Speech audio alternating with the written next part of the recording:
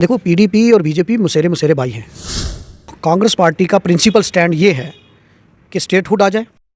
President ने clear बोला, हमें उन्होंने कहा सरकार का हिस्सा बनिए। हमने कहा हम तब तक सरकार का हिस्सा नहीं बनेंगे जब तक जम्मू कश्मीर को स्टेटहुड नहीं मिलता। अब बात करेंगे जम्मू कश्मीर के जो राज्य का दर्जे की जो है वो बात करेंगे। आप जम्मू डिवीज़न से कांग्रेस के पहले उम्मीदवार हैं जो कि डिस्ट्रिक्ट राजौरी से जो है वो जीत कर आए हैं। क्यों नहीं जो है आपके लीडर जो है पार्लियामेंट फ्लोर पे जो है वो बात नहीं करते? हालांकि जो है इलेक्शन से पहले बड़ी बड़ी बातें करते थे। रामबन घूल में जब आए थे राहुल गांधी जी, उन्होंने बोला था स्टेटहुड के ऊपर भी बात होगी, 370 के ऊपर भी बात होगी। अभी तक जो है बजट सेशन चल रहा है, वो बात ही नहीं कर रहे हैं, क्यों? देखिए, जो स्टेटहुड का जहाँ तक मसला है, अगर आप हमारा मैनिफेस्टो देखोगे तो हमारे मैनिफेस्टो में अव्वल नंबर पर स्टेटहुड की डिमांड कांग्रेस पार्टी ने की और इससे पहले प्रोटेस्ट भी हुए जी। उसके बाद कांग्रेस पार्टी की डिमांड है कि restoration of statehood with special guarantees में आता है कि हमारे रिसोर्सेज पर हमारा हक होना चाहिए, protect of land resources, jobs पे हमारी गारंटी होनी चाहिए हमें, और लैंड पे हमें गारंटी मिलनी चाहिए जी। कांग्रेस पार्टी हमेशा जम्मू कश्मीर के लिए लड़ती है। अब ये है कि अभी सरकार बने 4 महीने, 8 तारीख को 4 महीने हो गए। अब हम देख रहे हैं कि होम मिनिस्टर और प्राइम मिनिस्टर ने तो वादे किए थे कि हम स्टेटहुड देंगे। जी जी, लेकिन सर ओपोजिशन का तो रोल बनता है वहाँ आवाज़ उठाना, वहाँ बात करना, क्यों नहीं उठा रहे वहाँ बात? वैसा नहीं है। क्या जम्मू से उनको सीट्स नहीं मिली तो इसलिए नहीं आवाज़ उठा रहे? जम्मू के सीट नहीं है, हमने सीटों पर कभी नहीं की है। तो फिर सर कांग्रेस पार्टी हमेशा लोगों की सियासत करती है। हमने अगर सरकार में शामिल होना होता तो हम मंत्रालय लेते। लोगों को भरोसा है ना कांग्रेस पे? भरोसा है और भरोसा पूरा करते हैं हम। कैसे अगर आवाज़ नहीं उठा रहे हैं सर? अगर आप मेरी पहली स्पीच सुनोगे असेंबली के अंदर जी, सुनिए तो सर। मैंने उसमें भी ये आवाज़ उठाई कि हमें स्टेटहुड, यहाँ से स्टेटहुड को हमने भेजा है, सेंटर में रेजोल्यूशन मूव हुआ है। अब आप देखते हैं अगर नहीं होगा तो हमें सड़कों पर उतरने से कौन रोक सकता है? फिर तो हम रुकेंगे जी। अब हम ये भी नहीं करना चाहते थे कि भाई अभी 4 महीने हुए इलेक्शन को, तो थोड़ा दे दो टाइम। अगर नहीं होता, मान लो इस सेशन में गवर्नमेंट, क्योंकि गवर्नमेंट के बार बार वो कहते हैं कि हम तो देंगे, तो इस सेशन में अगर नहीं होता तो अगले सेशन में तो दिल्ली इलेक्शन में बिजी होंगे, इसलिए उसके बाद शायद नहीं हो सकता है वो तो प्राइम मिनिस्टर, देखो प्राइम मिनिस्टर और होम मिनिस्टर ने अगर देना है, अगर इस सेशन में नहीं दिया तो इसके लिए हमें सड़कों पर भी उतरना पड़ेगा, पार्लियामेंट का घेराव भी करना पड़ेगा और इसकी आवाज़ उठानी। के एमएलए जो थन्ना मंडी है मुजफ्फर इकबाल खान साहब, वो सिग्नेचर कैंपेन कर रहे हैं, अलग अलग जगहों में, अलग अलग गांव देहात में, अलग डिस्ट्रिक्ट जा रहे हैं और उनके साथ सुरनकोट के एमएलए जो हैं वो भी मिले हुए हैं। सिग्नेचर कैंपेन सिर्फ इसलिए कि जम्मू कश्मीर में स्टेटहुड की बहाली जल्दी होनी चाहिए। आप नहीं उसका हिस्सा बने शायद? देखिए, उन्होंने अपने लेवल पर मूव किया। अब जब वो, क्योंकि जब मूव करेंगे, अभी उन्होंने सुरनकोट और थना मंडी और रेजोल्यूशन कहीं दी है, जैसे ही ये मूवमेंट आगे बढ़ेगी हम तो इसका पार्ट रहेंगे। और स्टेटहुड किसको नहीं चाहिए? सबको चाहिए। जम्मू कश्मीर का बच्चा ये चाहता है कि स्टेटहुड विद स्पेशल गारंटीज़ मिले, तो क्यों नहीं मिलेगी? शायद इसीलिए आप वेट कर रहे हैं स्टेटहुड मिले, उसके बाद जो है सरकार का हम हिस्सा बने। वो तो हमारे पीसीसी प्रेसिडेंट ने क्लियर बोला, हमें उन्होंने कहा सरकार का हिस्सा बनिए। हमने कहा हम तब तक सरकार का हिस्सा नहीं बनेंगे जब तक जम्मू कश्मीर को स्टेटहुड नहीं मिलता। तो स्टेटहुड के साथ साथ 370 के ऊपर आपका क्या स्टैंड है? देखिए, हम कहते हैं कि हमें स्टेटहुड दे दो। हम कहते हैं यहाँ की नौकरियाँ यहाँ के लोकल नौजवानों को दे दो, यहाँ के रिसोर्सेज पर यहाँ के लोकल नौजवानों का अधिकार हो, यहाँ की ज़मीन पर यहाँ के लोगों का अधिकार हो। भले ही उसका नाम आप 370 रखो, 71 रखो, 72 रखो। जब स्टेटहुड आ जाएगी ऑलरेडी जो है वो उसका लाभ लेंगे। जब स्टेटहुड आ जाएगी, मैंने ये कहा कि कांग्रेस पार्टी का प्रिंसिपल स्टैंड ये है कि स्टेटहुड आ जाए। 370 नहीं आए। मैं कह रहा हूँ वो आप सुनिए जी। यहाँ की नौकरियों का हक किसका होना चाहिए? यहाँ के नौजवान, यहाँ के नागरिक का। बिल्कुल। यहाँ के रिसोर्सेज, नेचुरल रिसोर्सेज पर हक किसका होना चाहिए? यहाँ के लोगों का। और यहाँ की ज़मीन का हक किसका होना चाहिए? यहाँ के लोगों का। नाम उसका आप जो मर्जी कर रख लो, नाम से क्या फ़र्क पड़ता है? यहाँ के लोगों को फ़ायदा किससे होगा? यहाँ की जॉब गारंटीज से। जैसे बाहर के राज्यों में सर, महाराष्ट्र में है, नॉर्थ ईस्टर्न स्टेट जितनी भी हैं, मैं पूरी स्टेट्स में घूमा हूँ जी। मुझे पार्टी ने मौका दिया काम करने का। लक्षद्वीप में वहाँ की बाहर से कोई नौकरी नहीं ले सकता, वहाँ की ज़मीन कोई नहीं ले सकता। दूर क्यों जाते हो? हिमाचल में कोई ज़मीन नहीं ले सकता। मैं यही कहता हूँ कि दिल्ली सरकार को 370 के वर्ड से नफरत है ना। जी बिल्कुल।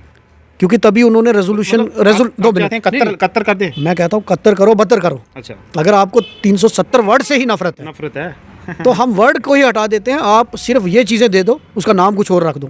तभी तो जब असेंबली के अंदर रेजोल्यूशन मूव हुआ special guarantees, statehood with special guarantees, तो बीजेपी ने कितना बड़ा हंगामा किया। मैं उनसे पूछना चाहता हूँ कि दोहरा मापदंड क्यों? उस रेजोल्यूशन में 370 का जिक्र ही नहीं था, लोगों को तो बेवकूफ़ बनाया गया था। मैं कहता हूँ बेवकूफ़ की बात नहीं है, उस रेजोल्यूशन में क्या लिखा था तो वहाँ मेंशन कर, दूसरे दिन पीडीपी क्यों भड़की थी सर? नहीं, तो पहले दिन पीडीपी ने क्यों इसको मूव किया? पीडीपी ने रेजोल्यूशन कहाँ मूव किया? देखो, पीडीपी और बीजेपी मुसेरे भाई हैं, ठीक। अच्छा।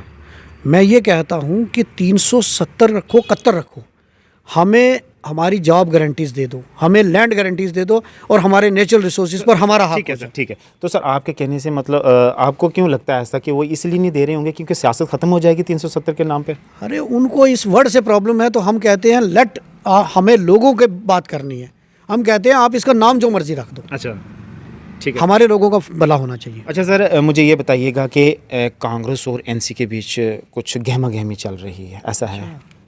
आपके पास अंदर की बड़ी खबर है, लेकिन ऐसा नहीं है। हम सरकार का हिस्सा हैं, हमने आउटसाइड सपोर्ट दी है।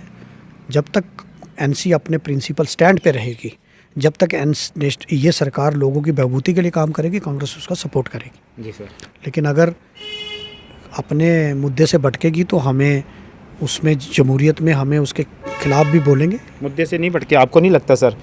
इलेक्शन से पहले मैनिफेस्टो जो उनका जारी कर रहा था, क्या बोला था कि जो ही सरकार बनेगी बिजली फ्री कर दी जाएगी। जब वो मुलाकात दिल्ली से करके आते हैं तो ये बोलते हैं मीटरिंग पहले होगी तो फिर उसके बाद बिजली फ्री। देखिए, एक बात है, ये प्रश्न तो आप चीफ मिनिस्टर साहब से पूछ सकते हैं, लेकिन मैं ये कहूँगा कि किसी भी सरकार को काम करने के लिए एटलीस्ट 6 महीने देने चाहिए। एटलीस्ट, ठीक है सर।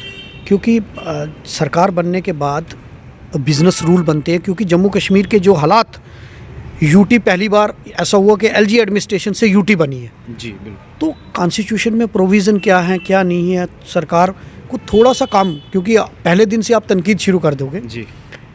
मैंडेट जो है वो 5 साल का है, तो देखते हैं कि जो वादे हैं वो पूरे होते हैं, और जो वादे मुझे उम्मीद है कि पूरे होंगे। सर आखिर में ये मुझे बताइएगा, जिस तरीके से आने वाले दिनों में जो है हमारे असेंबली के अंदर जो है बजट सेशन जो है वो डिस्कशन जो है वो होगी, इस बार जम्मू कश्मीर की आवाम के लिए, जनता के लिए कुछ खास रहने वाला है?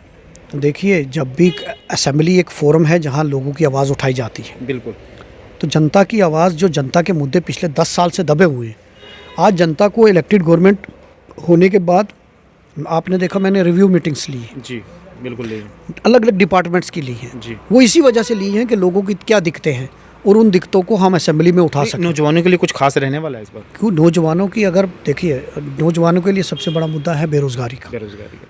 तो रिक्रूटमेंट प्रोसेस जब स्टार्ट होगा, जितने खाली पद हैं, जितने खाली वैकेंसीज हैं, जब वो सर्विस सिलेक्शन बोर्ड में कोई या पीएससी को रेफ़र करेंगे, जाहिर सी बात है नौजवानों को नौकरियां मिलेंगी। सर नौकरियां तो, रिक्रूटमेंट तो होती है थोड़ी थोड़ी, लेकिन उसमें भी धांधलियां देखने को मिलती हैं सर। लेकिन वो तो एलजी एडमिनिस्ट्रेशन की देन है, और हम उम्मीद करते हैं कि अभी जो इलेक्टेड गवर्नमेंट है, इसमें लोगों का मैंडेट, पॉपुलर गवर्नमेंट, लोगों का मैंडेट, और इसमें मुझे उम्मीद है कि यहाँ कोई धांधली ना करके। पिछले 6 साल में एलजी एडमिनिस्ट्रेशन थी या हम थे?